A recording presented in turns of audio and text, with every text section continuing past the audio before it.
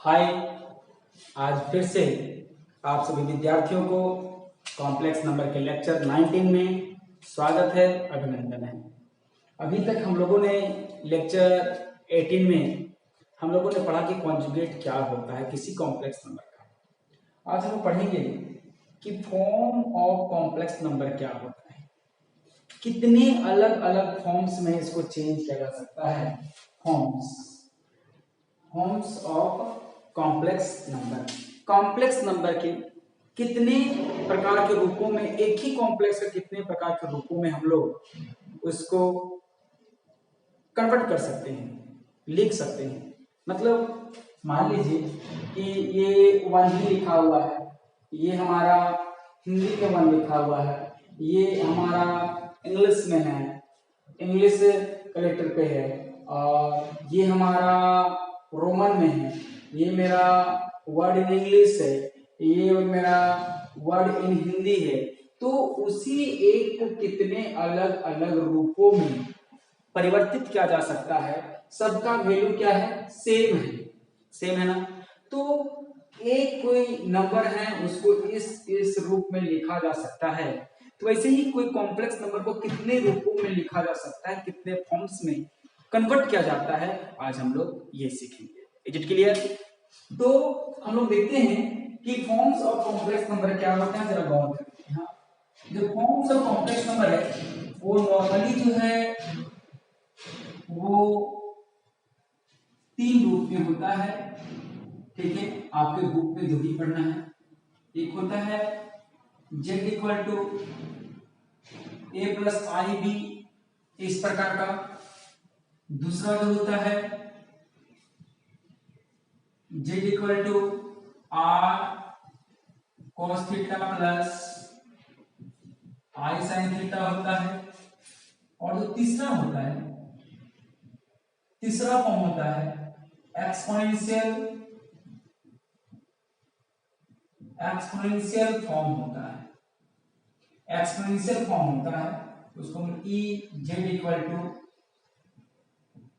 Are e i i theta. ठीक है ना, जरा गौर करेंगे, ध्यान देंगे।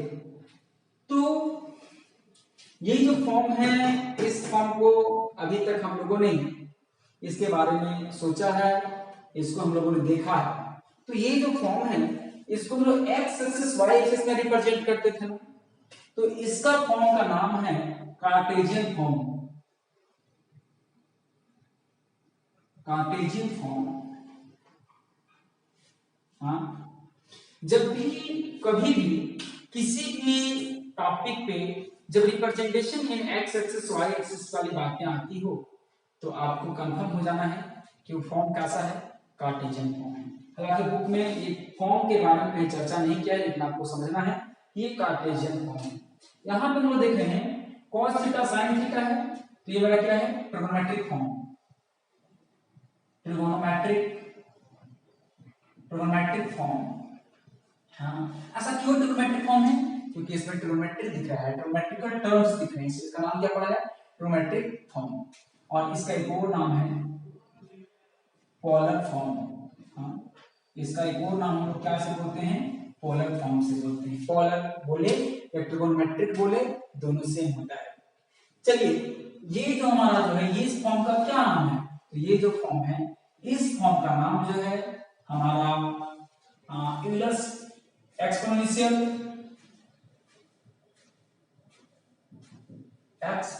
फॉर्म है।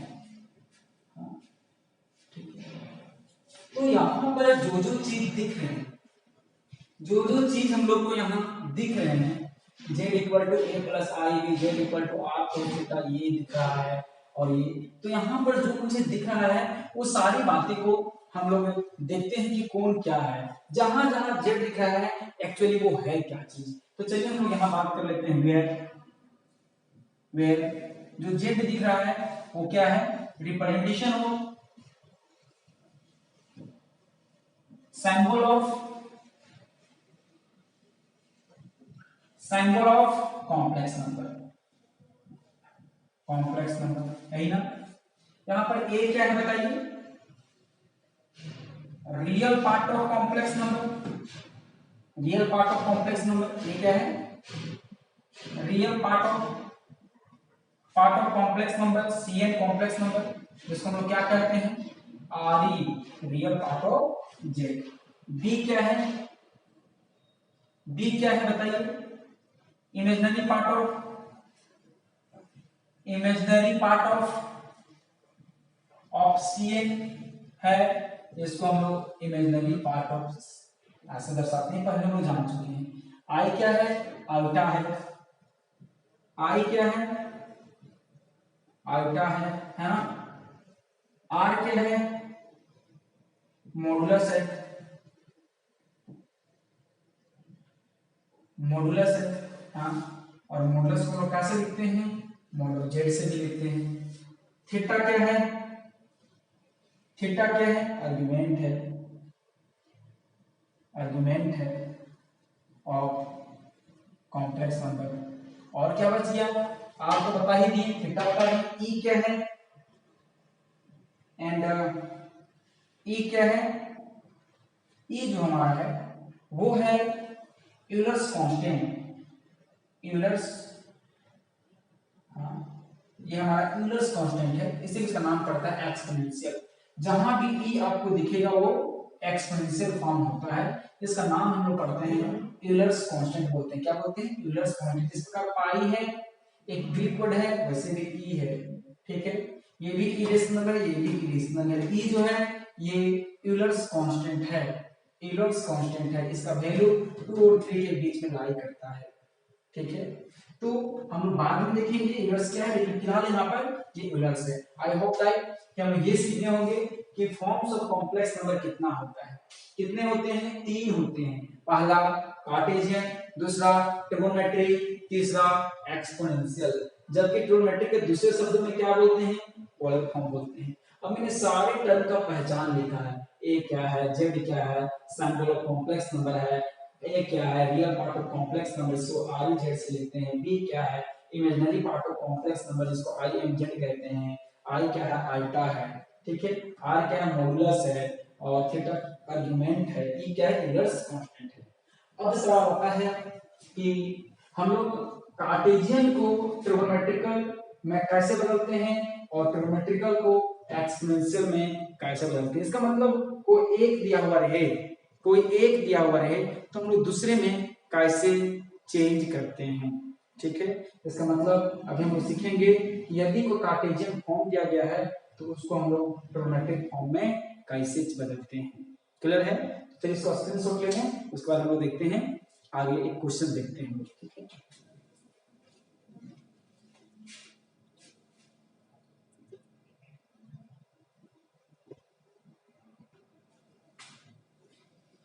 पहले हम लोग एक छोटा सा एग्जांपल लेते हैं, ठीक है, इससे कि कार्टेशियन फॉर्म से हम लोग पोलर फॉर्म में कैसे बदलते हैं, ठीक है। एक बात याद रखिए, आर्गुमेंट ऑफ कॉम्प्लेक्स नंबर लिखे हैं तो याद रखिए प्रिंसिपल होता है, प्रिंसिपल, ठीक है ना। प्रिंसिपल आर्गुमेंट, जब भी आर्गुमेंट की बातें होंगी तो कैसा argument, principal argument, general argument का बात नहीं है, ठीक है। यदि आपका आर्गुमेंट ही निकालने के लिए बोल रहा है तो समझ लीजिए कि वो प्रिंसिपल आर्गुमेंट निकालने बोल रहा है, ठीक। तो चलिए हम लोग कहेंगे एक क्वेश्चन एग्जांपल लेते हैं, राइट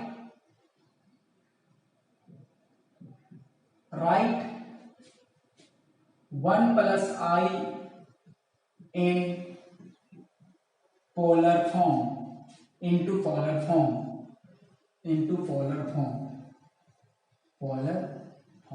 हाँ, हमें जो कॉम्प्लेक्स नंबर दिया गया 1 + i, इसको मुझे पोलर फॉर्म में बदलना है।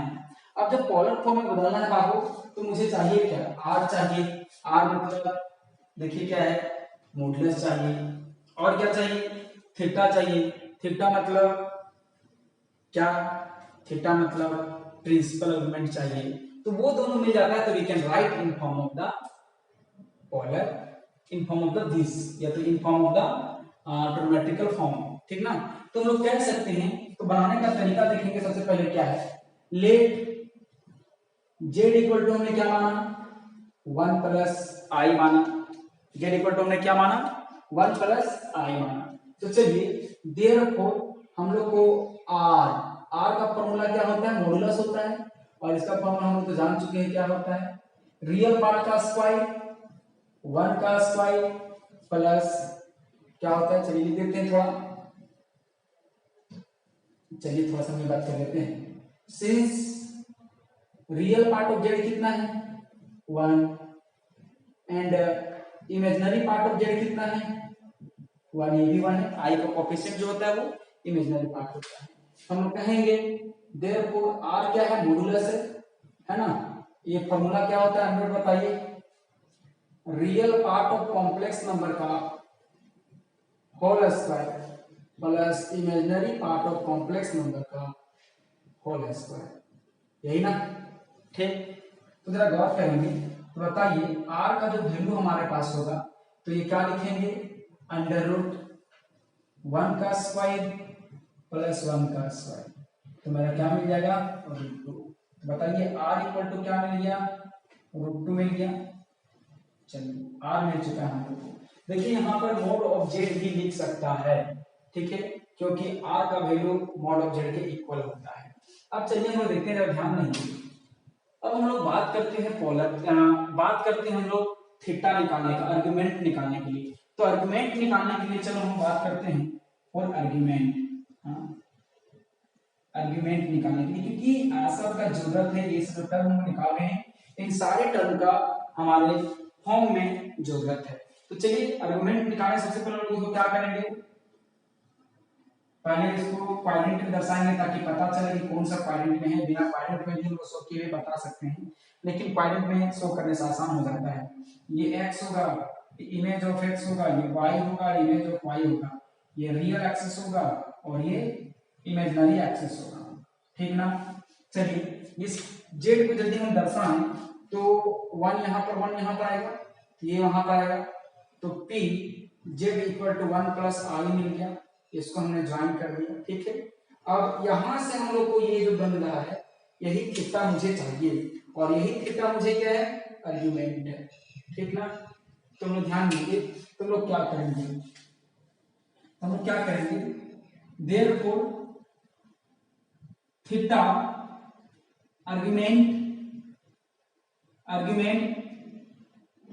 Argument of z equal to क्या होता है थीटा, और ये क्या होता है बताइए, तो टेन इनवर्स क्या होता है बोलिए, mod of imaginary part by real part of complex number, formula ही है ना। तो जरा गौर करेंगे बहादुर, ये थीटा जो निकलेगा वो टेन इनवर्स इमेजिनरी पार्ट कितना है 1, रियल पार्ट कितना है 1, तो जरा गौर करेंगे, theta equal to tan inverse 1 mod of 1 मिलेगा। तो फाइनली जब हम इसकी बात करेंगे, इधर मैं इमेज करता हूं, ठीक है, इधर मैं इमेज करता हूं,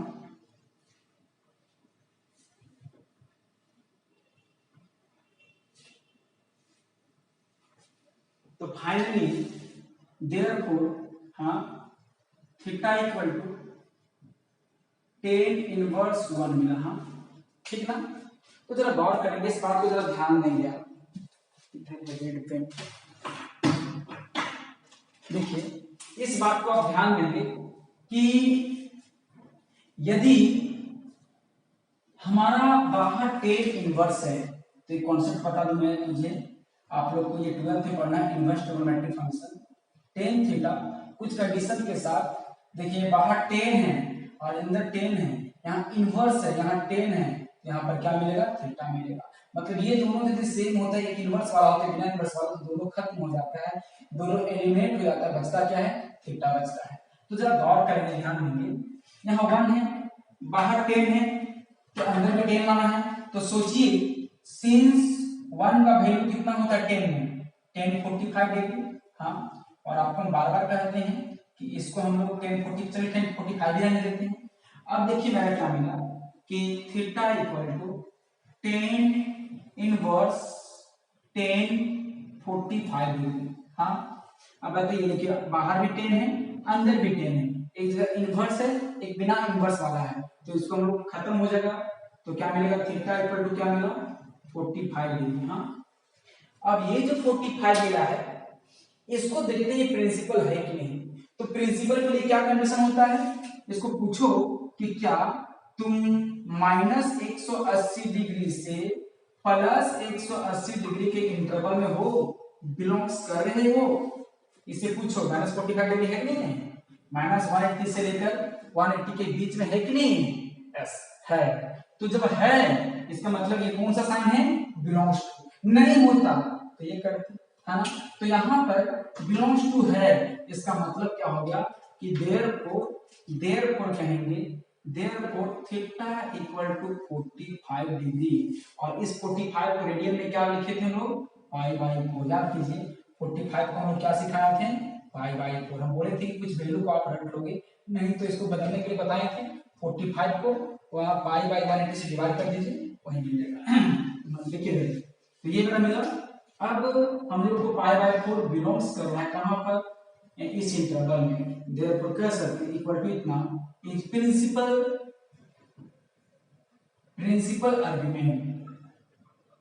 हाँ, अब पोलर के लिए मुझे जो चाहिए था वो हमारे पास है, क्या क्या है, आर भी है, थीटा भी है ना। तो इसको हम लोग बदल सकते हैं। तो हम लोग कहेंगे देयरफॉर रिक्वायर्ड मतलब जो मुझे आवश्यक है, रिक्वायर्ड पोलर फॉर्म को क्या बोलते हैं, ट्रिगोनोमेट्रिकल फॉर्म, क्योंकि ट्रिगोनोमेट्रिक दिखना चाहिए। Polar form of given complex number is, देखिए क्या मिलेगा, z equal to r cos theta r into cos theta plus i sin theta. हाँ, तो सारा वैल्यू को मैं बुला के पुट कर दूंगा, जो हमारा यहाँ आंसर होगा। तो z इक्वल टू r का वैल्यू कितना है, √2, cos थीटा का वैल्यू कितना है, π/4, i sin थीटा π/4। ये हमारा आंसर हो गया। याद रखिएगा ये जो π/4 की हम लोग चर्चा कर रहे हैं, ये प्रिंसिपल आर्गुमेंट होना ही चाहिए। जब तक प्रिंसिपल आर्गुमेंट नहीं होगा बहादुर, तब तक यहाँ आप पुट नहीं कर सकते हो। यदि प्रिंसिपल वैल्यू यहाँ थीटा नहीं होगा और कुछ और वैल्यू आता है, तो हम लोग यहाँ कहेंगे कि value is not accepted, password wrong. क्योंकि यहाँ पासवर्ड कैसे खुलेगा, थीटा कैसे खुलेगा, प्रिंसिपल आर्गुमेंट से ही खुलेगा। तो आई होप दैट कि आपको समझ आ गया होगा कि हम लोग कार्टेशियन फॉर्म से ट्रिगोनोमेट्रिकल फॉर्म कैसे बदलते हैं, ठीक ना। अब हम लोग थोड़ा सा बात कर लें अगेन, यदि हम लोग को चाहिए अगेन, हम लोग को एक्सपोनेंशियल फॉर्म चाहिए, अगेन एक्सपोनेंशियल फॉर्म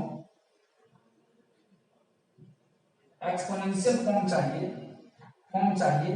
तो क्या होगा बोलिए, तो z equal to r into e i theta.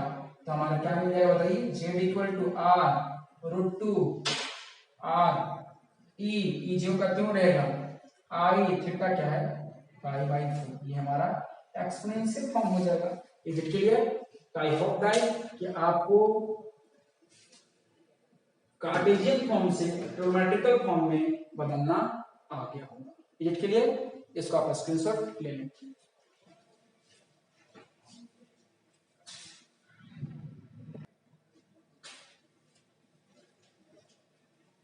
चलिए बहादुर, हमने क्वेश्चन को जस्ट कन्वर्ट कर दिया है, चेंज कर दिया है। अभी देखिए, write √2 cos π/4 plus i sin π/4 in a plus i form. अभी 1 प्लस i का जो पोलर फॉर्म था, यही था ना। तो अब क्या करना है कि ये पोलर फॉर्म से हमें देखना है कि ये आता है कि नहीं आता है। यदि नहीं आता है तो हम लोग का जो कन्वर्सन था, आंसर था, वो गलत होगा। और दिया जाता है तो हम ये सीख लेंगे कि हम लोग चेंज कैसे करते हैं। अभी तो हम लोगों ने सीखा कि कार्टेशियन से पोलर, अब सीखेंगे पोलर टू कार्टेशियन। तो ध्यान दीजिए, write this into a plus i b form है। तो ये ना लिख के क्या लिख सकता था, कार्टेशियन फॉर्म। आप ये भी लिख सकता था, write √2 cos π/4 plus i sin π/4 in Cartesian form. और जब कार्टेशियन फॉर्म आपको कह देता तो आपको समझ जाना था कि a प्लस आई बी का फॉर्म में मुझे राइट करना है, उसको हमको ट्रांसफर करना है। देखिए वो क्या करेंगे, गिवन पोलर फॉर्म क्या है, since given polar form of complex